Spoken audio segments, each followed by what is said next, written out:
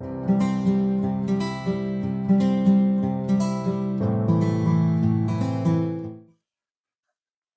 आप सभी को। मैं आयुषी शुक्ला आप सभी का इस वेबिनार में स्वागत करती हूँ। हमारे आज के वक्ता हैं प्रकाश चंद्र रावजी भाई पटेल। आप एक सामाजिक कार्यकर्ता हैं।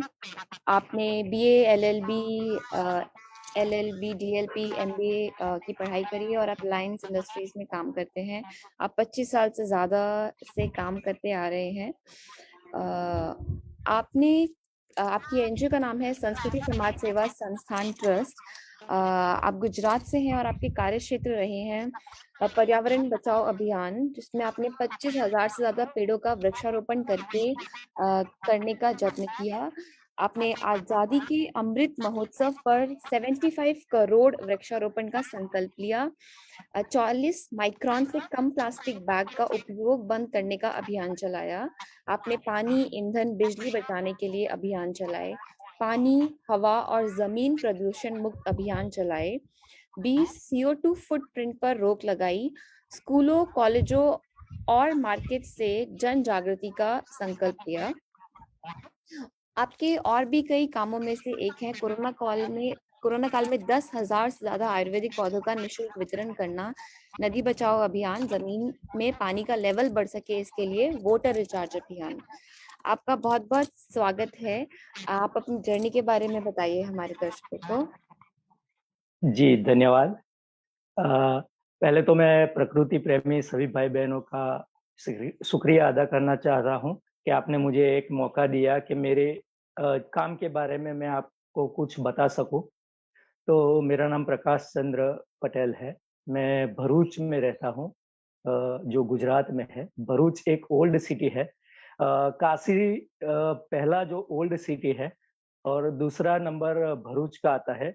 उसे भृगु ऋषि ने डेवलप किया और भृगु ऋषि ने ही बसाया, जो नर्मदा के किनारे है, माँ रेवा के तट पर है। काफी पुण्य भूमि है और यहाँ से मेरी जर्नी स्टार्ट हुई। पहले हम लोग छोटे छोटे काम करते थे, वृक्षारोपण के छोटे छोटे प्रोजेक्ट लेके हम लोग काम करते थे। कई स्कूलों में, कॉलेजों में या फिर नदी के तट पर, तालाबों के पास हम लोग पौधे लगाते थे। वो पौधों का जतन करने का कार्य हमने धीरे धीरे शुरू किया। उसमें लोग जुड़ते गए और काफी लोग यहाँ पे भरूच से काफी लोग जुड़े। स्कूल, कॉलेज और जो एनजीओज है उनके साथ हमारा टाइप हुआ और बच्चों को भी अवेयर किया कि ये वृक्ष लगाने से, प्रकृति से जुड़ने से हमारा तो उत्थान होगा और प्रकृति माता ने हमें काफी कुछ दिया है। हवा, पानी, धरती, ये सब हम उसके ही वजह से हम लोग जिंदा है। तो हम क्यों ना ऐसा करें कि ज्यादा से ज्यादा पेड़ लगाए और पर्यावरण का संरक्षण करें। वृक्ष हमें निस्वार्थ ऑक्सीजन देते हैं, ईंधन देते हैं, छांव देते हैं, फल फूल इत्यादि देते हैं। उसके ऊपर पूरी प्रकृति निर्भर है। जैसे चिड़िया है या फिर पशु पक्षी है, वो भी अब निर्भर करते हैं। और जो अभी बायोडायवर्सिटी की बात चल रही है, तो काफी जीव ऐसे हैं जो अभी उसका अस्तित्व जोखिम में आ गया है। तो हम जैसे जैसे पेड़ लगाएंगे तो एक एनवायरनमेंट अच्छा बनेगा और हमें भी खुशी मिलेगी और दूसरे भी जीव उस पर निर्भर रह सकेंगे। अभी क्या है कि पूरा ग्लोबल वार्मिंग और ये सब ऑक्सीजन की किल्लत हुई कोरोना काल में। तो हम लोग सुनते हैं, आर्टिकल्स पढ़ते हैं, यूनो ने भी काफी उसमें प्रयत्न किया है। तो हमारी संस्कृति, ऋषि मुनि की संस्कृति है, वो ऋषि मुनियों ने सब अरण्यक में जाके ये डेवलप किया। अरण्यक यानी जंगल में घूमते थे, पेड़ पौधों को ऑब्जर्व करते थे, नदी और पशु पक्षी को ऑब्जर्व करते थे। वहां पे अच्छे से पेड़ लगाते थे, पूरा डेवलप था ये सिस्टम। पर अभी की जो हमारी जीवन शैली है, उसको हमने सबको प्रभावित किया। जैसे हमें कुछ जरूरत महसूस हुई तो हमने जंगल को काटना शुरू किया। तो अभी काफी जंगल कट गए हैं। पर हमें एक जागृत नागरिक की तरह काम करना है। हम अकेले नहीं कर सकते, हम सब मिल के ये पूरे पर्यावरण को चेंज कर सकते हैं। काफ़ी सेमिनार हो रहे हैं और हमको खुशी है कि आपने हमारी बात रखने का एक मौका दिया और सभी ये अभियान के साथ जुड़ जाए और एक साथ मिलके जो अभी चल रहा है हमारा आज़ादी का अमृत महोत्सव 75 आज़ादी का अमृत महोत्सव, तो हमने एक संकल्प लिया कि हम पूरी संस्थाएँ साथ में मिलके स्कूल, कॉलेज और सभी जो प्रकृति से प्रेम करते हैं, वो सभी साथ में मिलके एक-एक पौधा अपने जन्मदिन पर या फिर कोई ऐसा प्रसंग हो, शादी का प्रसंग हो, तो ऐसे प्रसंगों में एक खुशी का माहौल होता है, तो वो खुशी को एक बार में ही हम लोग एन्जॉय करके उसको भूल जाते हैं, पर एक पौधा लगाते हैं, उसका जतन करते हैं, तो हम लोग वो खुशी को लंबे समय तक याद कर सकते हैं और हम जब वो पेड़ या पौधे के पास जाते हैं तो उसकी पॉजिटिव एनर्जी हमको मिलती है और हमको खुशी होती है वो पेड़ धीरे-धीरे बहुत बड़ा होता है, तो हमको लगता है कि हमने कुछ अच्छा काम किया था, इस दिन अच्छा काम किया था। तो मेरी सबसे गुज़ारिश है कि आप एक पौधा खुशी के मौके पर अवश्य लगाएँ। तो हमारा जो आज़ादी का 75वाँ साल चल रहा है, तो हम लोग क्या हमारी भारत माता को वैभवशाली नहीं बना सकते? हमको प्रकृति ने काफ़ी कुछ दिया है, तो हमारे रिसोर्सेज़ का यूज़ करके हम लोग काफ़ी इतनी बड़ी मात्रा में प्लांटेशन करें कि जैसे पहले भारत था, वैसे वो वैभवशाली भारत क्या हम नहीं बना सकते? इस बारे में हमें सोचना चाहिए और सबको इकट्ठा होके हमें ज़्यादा से ज़्यादा वृक्षों का रोपण करना चाहिए, उसका जतन करना चाहिए और वो फल-फूल के बड़े हो, तब तक हमें उसकी केयर करनी चाहिए। करीब 1 पौधा लगाते हैं, तो उसकी छोटे बच्चे की तरह 2 साल तक तो उसका ख्याल रखना चाहिए। हमको 1-2 दिन में या फिर हफ्ते में 1 बार पौधे के पास जाना चाहिए। हम जो अ, फीलिंग करते हैं, वो फीलिंग को भी बताना चाहिए। हम पौधा तो बोल नहीं सकता है, पर हमारे उसके पास जाने से, उसके साथ एक रिलेशन बनता है, तो हमको एक पॉजिटिव एनर्जी मिलती है। हम लोग कई फूल देखते हैं, कई फ्रूट देखते हैं, तो हमको बहुत खुशी मिलती है। तो ऐसे हम लोग जुड़ के काफ़ी मात्रा में हम लोग पौधे लगा सकते हैं और उसका जतन कर सकते हैं। तो फिर से एक भारत वैभवशाली बनेगा ऐसा हम मानते हैं। तो सब शुभ संकल्प ले कि हमारा जो 75वाँ अभी अमृत महोत्सव चल रहा है, तो उसमें ज़्यादा से ज़्यादा हम लोग पेड़ और पौधे लगाएँ। जी। बिल्कुल, बिल्कुल। तो सर आप ये बताइए कि आपको ये पेड़ लगाने की प्रेरणा कहाँ से मिली? मतलब इसका स्टार्टिंग पॉइंट क्या था आपकी जर्नी का? अच्छा। मैं छोटा-सा था हुँ, करीब 5-6 साल का, तो हमारी दादी जी घर के पास कुछ फूल के पौधे लगाती थी। हुँ, हुँ, जैसे गेंदा फूल हुआ बारहमासी हुआ हिबिस्कस यानी जासूद हुआ, तो या ऐसे पौधे लगाती थी। वो फूल खिलते थे तो हमको बहुत खुशी मिलती थी। तब तो हम छोटे से इतनी ख्याल नहीं था कि ये पौधे लगाने से क्या होता है, पर वो जो फूल खिलते थे तो हमें बहुत अच्छा लगता था और वही घर के फूल हमारी दादी जी भगवान को चढ़ाती थी। तो ऐसे हमको प्रेरणा मिली, फिर हमने चालू किया, तो हमने जो जामुन का सीज़न आया उसकी गुठलियाँ जो निकलती थी, वो फेंकते नहीं थे, वो लगाते थे। और उसमें से जामुन के पौधे निकलते थे। तो एक्चुअली मेरे दादाजी खेती करते थे, तो वो जो पौधे तैयार होते थे, हम लोग खेत में जाके लगाते थे, पानी देते थे और वो अभी काफ़ी बड़े हो गए, वो भी फल देने लगे हैं। तो वो फल खाने से जो खुशी मिलती है, वो कुछ अलग महसूस करवाती है। हमारे खेत में आम के पेड़ भी है, तो फिर धीरे-धीरे हमको महसूस हुआ कि ये आम किसी ने तो लगाए होंगे, इसके मीठे फल हम लोग खा रहे हैं, तो हमारी जो नेक्स्ट जनरेशन आएगी, उसके लिए तो हमको कुछ करना पड़ेगा। तो धीरे-धीरे जैसे-जैसे हमारा एजुकेशन बढ़ता गया, हमारी बुद्धि डेवलप हुई, तो हमने ये चालू किया।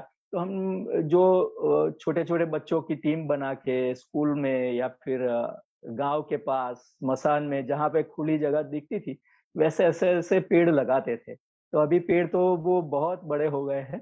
तो ऐसे हमारी जर्नी स्टार्ट हुई। फिर यहाँ मैं बड़ौदा से हूँ बेसिकली। तो फिर ये सर्विस की वजह से हम लोग भरूच में शिफ्ट हुए। तो भरूच में इतना डेवलपमेंट नहीं था। तो फिर हमने सोचा, हमने बीए, एलएलबी, एलएलएम किया। तो हमने सोचा कि अभी पढ़ाई तो मैं तो रेगुलर सर्विस कर रहा हूँ, रिलायंस में मेरा जॉब है। तो कुछ समय मिल जाता है तो ऐसे सोशल वर्क में लगाते हैं। तो फिर हमने ये संस्था संस्कृति समाज सेवा संस्थान करके एक संस्था एनजीओ रजिस्टर करवाया और इसमें काफ़ी लोग जुड़े हुए हैं। धीरे-धीरे करके हमारा काम देख के उनको बहुत अच्छा लगा कि आप लोग अच्छा काम कर रहे हैं, तो हमें भी वृक्षारोपण करना चाहिए। ये जो गरीब बच्चे हैं, उनको मदद करनी चाहिए। फिर ये हम लोग ये उत्तरायण आता है, तभी पशु-पक्षी का एक 24/7 का एक अभियान चलाते हैं बचाने का। पंख कट जाते हैं उसको तो हम लोग 5-6 जगह अलग-अलग स्टॉल बना के वैसे इंजर्ड बर्ड और एनिमल्स को हम लोग ट्रीटमेंट देते हैं। फिर एक जगह पे शेल्टर में रखते हैं, जब उस वो अच्छे हो जाते हैं तो वो छोड़ देते हैं हम लोग। वैसे अलग-अलग चीज़ों में हम लोग अभी बहनों के लिए एक आत्मनिर्भर का प्रोग्राम शुरू किया है। तो उनको गाँव या सिटी में जो भी विधवा बहनें हैं या फिर जिनकी आमदनी कम है, तो उनको सीवन क्लास और ब्यूटी पार्लर क्लास करवाते हैं। तो ऐसे सब मिल के बहुत अच्छी तरह से ये भरूच और पूरे गुजरात में हमारा काम चल रहा है और मैं पतंजलि के साथ भी जुड़ा हुआ हूँ। तो अभी योग और प्राणायाम का एक अभियान चल रहा है। 75 करोड़ सूर्य नमस्कार का एक अभियान चला। तो मुझे हुँ, इसमें से प्रेरणा मिली कि हम लोग ये अपने स्वास्थ्य के लिए तो करते हैं, पर जो प्रकृति माता है, उसके लिए हम लोग क्या कर सकते हैं? तो हमने एक अभियान शुरू किया कि अभी ये अभियान पूरा चलता रहेगा। एक बार में तो 75 करोड़ वृक्षारोपण नहीं हो पाएगा, तो सब लोगों को जोड़ते हैं। जैसे चेन बनता है तो पूरी चेन बन जाती है तो हमको अच्छा लगता है, वो चेन में काम करते हैं तो एक आदमी एक पौधा लगाएगा, तो हमारी 125 करोड़ जनता में से एक एक बंदा जग गया, तो वो पेड़ लगाना शुरू किया, अपने घर के आस-पास पेड़ लगाए, तो बहुत अच्छा एक माहौल बन जाएगा हुँ, और प्रकृति माता के लिए, पर्यावरण के लिए एक बहुत अच्छा काम हो पाएगा। तो मेरा ये मानना है कि हमको ये प्रयत्न करना चाहिए हुँ। भारत विश्व फलक पे एक अच्छा देश दिखे और यहाँ पर्यावरण के प्रति सबकी जागृति हो और पेड़-पौधे लगा के जो अभी कोरोना काल में किल्लत हुई थी, उसे निजात पा सकते हैं। Right, right, right. तो सर आप ये बताइए मतलब आप regeneration and rehabilitation of natural resources में आपने कैसे काम किया है? मतलब क्या जर्नी रही है उसमें रीजनरेशन में? रीजनरेशन में जैसे पानी है, पानी अभी बारिश का मौसम आता है, तो पानी को हम लोग बना तो नहीं सकते। पर उसको बचा सकते हैं।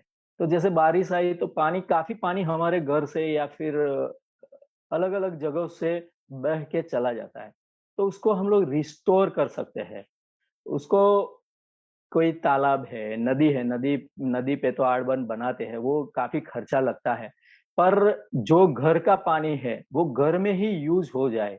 तो अभी स्कूलों में हमने एक प्रोजेक्ट शुरू किया है सबको समझाने का, कि जो स्कूल के ऊपर से जो पानी आता है, टेरेस से आता है, फिर छतों से आता है, उसको एक जगह पे एक सोर्स में लेके आइए और वहाँ पे एक गड्ढा बना के उसमें ग्रेवल फाइन सैंड वो डाल के हम लोग रिचार्ज कर सकते हैं। ज़मीन में पानी रिचार्ज कर सकते हैं। तो काफ़ी जगह पे ये इसका रिस्पॉन्स अच्छा मिला है और स्कूलों ने बताया है कि ये कम खर्च में हम लोग पानी को रिस्टोर कर सकते हैं और जो ज़मीन का पानी का जो पीने का पानी है, हमको मालूम है कि पूरे पृथ्वी में ज़मीन का जो पानी है 0.002% ही है पीने का पानी। तो हम लोग ऐसे रिचार्ज करके ज़मीन के जो स्तर नीचे चला गया है पीने का पानी का, तो उसको हम लोग डेवलप कर सकते हैं, अच्छी तरह से उसको संग्रहित कर सकते हैं। वही पानी हमको बोरवेल से मिलता है, तो हम लोग रिचार्ज करके वो पानी को हम लोग यूज़ यूज़ कर सकते हैं। और हमारे दर्शकों के लिए कोई संदेश और वो कैसे मतलब रीजनरेट कर सकते हैं नेचुरल रिसोर्सेज को से लेक्स और जो रिवर्स हैं उनके लिए कोई हाँ। मैसेज? मैं ये बात बताना चाहता हूँ कि जहाँ से पानी हमको संग्रहित करके एक जगह पे इकट्ठा करके वहां से हम लोग यूज करें। जैसे पानी बह जा रहा है, अभी बारिश हुई तो पूरा पानी बह गया, फ्लड आ गया, कहीं पे नुकसान हो गया, तो वो पानी को हम लोग छोटे छोटे गड्ढे गांव के पास जो तालाब होते हैं उसमें रिस्टोर कर सकते हैं। या फिर कोई ऐसी जगह हो जहाँ पे खुली हो तो उसमें तालाब बना के उसको संचित कर सकते हैं, और वही फार्मिंग के काम में यूज आता है। कई जगह पे ऐसा है कि वो उसको रिसाइकल करके शुद्धिकरण करके वो पानी पीने के पानी की तरह भी यूज कर सकते हैं। तो ऐसे तालाब है, झील बनाए या फिर नदी पे जैसे चेक डैम बनाए, छोटी छोटी नदियां है तो वो पानी हम लोग खेती में यूज कर सकते हैं। और जो पानी हम प्रदूषित करते हैं उसको भी फिल्ट्रेशन करके उसका भी यूज कर सकते हैं। वो छोटे छोटे ऐसे प्लांट लगा के फिर जो भी अशुद्धियां है उसका फिल्ट्रेशन करके हम लोग वो पानी को भी यूज कर सकते हैं। राइट, और राइट। मेरा मानना ये है कि हम लोग पानी का प्रदूषण कम से कम करें और पानी को वेस्टेज कम होने दे। जैसे हमने अभी एक प्रोजेक्ट स्कूलों में चालू किया था, बच्चों को पानी बचाने के कैसे बचा सकते हैं हम लोग। तो कई बार हम लोग मटके में से पानी लेते हैं या फिर फ्रिज में से कोई भी पानी लेते हैं, एक ग्लास भर के पानी लेते हैं, तो वो पानी आधा हमको जरूरत है तो आधा पी के आधा हम लोग फेंक देते हैं। तो वो पानी हमको फेंकना नहीं है, वो मटके के पास या कोई फ्रिज के पास जहां पे जगह हो वो एक छोटा सा गमला रखे, तो वो पानी हम लोग गमले में डाल सकते हैं। तो ऐसे एक एक आधा आधा ग्लास, हम लोग 125 करोड़ है तो आधा आधा ग्लास पानी बच गया तो काफी पानी का कंजर्वेशन हो जाएगा, बच जाएगा। और दूसरी चीज ये बताना चाहता हूँ कि हम एसी, कई घरों में अभी तो एसी लग चुके हैं, तो एसी में से जो कंडेंसेट बनता है उसका भी पानी हम लोग इकट्ठा करते हैं, बाल्टी रख देते हैं, और वो भी पानी हमारे घर घर के पौधों में तो आराम से वो पानी अच्छी तरह से यूज कर सकते हैं। तो वो भी पानी वेस्ट नहीं होगा। कंडेंसेट का पानी यानी नेचुरल पानी जैसा ही है, उसमें गुणधर्म बहुत अच्छे होते हैं। तो हम लोग वो पेड़ पौधों को दे दे तो उसको, वो पेड़ पौधे तो बहुत खुश हो जाएंगे। जैसे सॉल्टी वाटर है वो यूज करने से अच्छा है कि ऐसा कंडेंसेट वाला पानी आप यूज करें, तो वो पानी बच जाएगा। और खुले नल से हम लोग नहाते हैं तो एक बाल्टी या बकेट में पानी भर के हम लोग उसमें से यूज करें तो काफी पानी उसमें से भी बच जाता है। खुले नल से हम लोग कपड़े धोते हैं तो वो कपड़े में पानी ज्यादा जाता है। खुला नल नहीं रखना चाहिए, जितना जरूरत हो उतना पानी हम लोग लेके वो भी कपड़े और बर्तन की सफाई कर सकते हैं, तो वैसे पानी बच सकता है। ये तो पानी की बात हुई। ईंधन भी वैसे बचा सकते हैं हम लोग। जनरल सिंगल सिंगल व्हीकल में जाते हैं तो हम लोग कहीं सर्विस पे जाते हैं तो एक ही ऑफिस में जाते हैं तो गाड़ी शेयर करके जा सकते हैं, या फिर ये पब्लिक ट्रांसपोर्ट है उसका यूज कर सकते हैं। तो हमारा ईंधन काफी बच सकता है इसमें से, तो उसका भी सेविंग कर सकते हैं हम लोग। लाइट है, फैन है, अलग अलग जगह पे अलग अलग रूमों में अलग अलग फैन चलते हैं। तो मेरा मानना ये है कि कोई ऐसी जरूरियात हो तो हम लोग एक कमरे में भी इकट्ठा होके दूसरे कमरे की स्विच बंद करके बिजली बचा सकते हैं। ऐसे ऐसे छोटे छोटे प्रयोग हैं, पर ये काफी बहुत फ्रूटफुल है और अच्छी तरह से हम लोग पर्यावरण और प्रकृति का बचाव कर सकते हैं। Right, right, right. तो और अब हमारे दर्शकों के लिए और कोई संदेश before we conclude this session? हाँ जी, ये हमें प्रकृति और पर्यावरण बचाने के लिए बड़े बड़े स्टेप तो हम लोग सोचते हैं पर वो इम्प्लीमेंट करके हम लोग कर नहीं सकते। पर छोटे छोटे छोटी छोटी चीजें करने से पर्यावरण और प्रकृति का बचाव हो सकता है। जैसे मैंने अभी बताया कि हम लोग पंखे का यूज करते हैं तो एक जगह पे बैठ के भी काम कर सकते हैं। तो घर में परिवार में एक साथ बैठेंगे तो विचारों का आदान प्रदान हो जाएगा। और कई बार क्या होता है कि घर में भी हम लोग ज़्यादा टाइम नहीं दे दे पाते हैं, तो बच्चों के साथ या बड़ों के साथ हम लोग बातचीत करेंगे एक जगह पे बैठ के, तो अपने बाहर का कोई प्रॉब्लम होगा या घर का भी प्रॉब्लम होगा, तो एक साथ बैठने से वो प्रॉब्लम सॉल्व हो जाएगा। तो एक साथ भोजन ज़रूर लीजिए, एक टंक का भोजन ज़रूर लीजिए शाम का। और ऐसे पर्यावरण में क्या हम लोग बचाव कर सकते हैं, वो बातों पे भी हम लोग डिस्कस कर सकते हैं।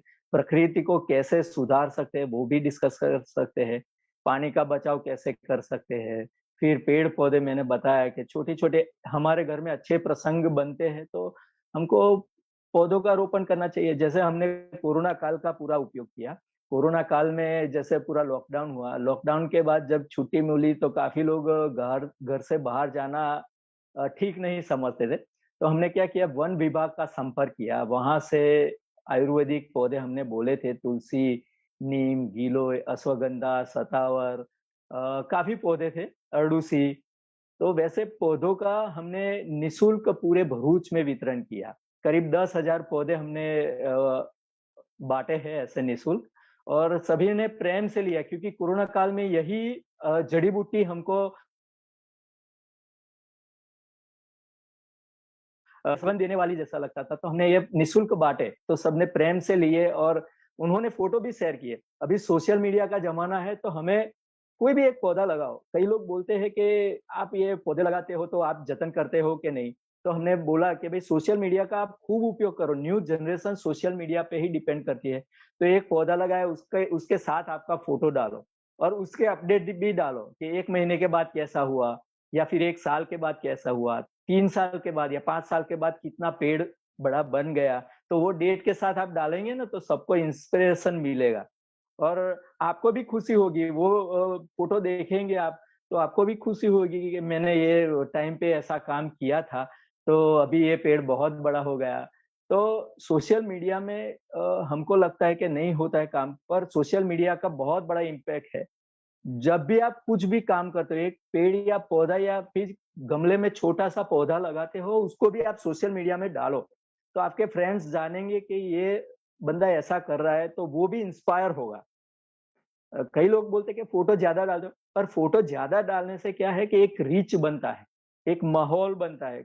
ये एडवर्टाइज़ टीवी वाले बार-बार दिखाते हैं, तो उसका एक साइंटिफिक उन्होंने रिसर्च किया हुआ है। तो आप भी ऐसा अच्छा काम करते हो, तो आप भी फ़ोटो डालो, शेयर करो, सबको टैग करो और हैशटैग आता है उसमें हैशटैग भी करो।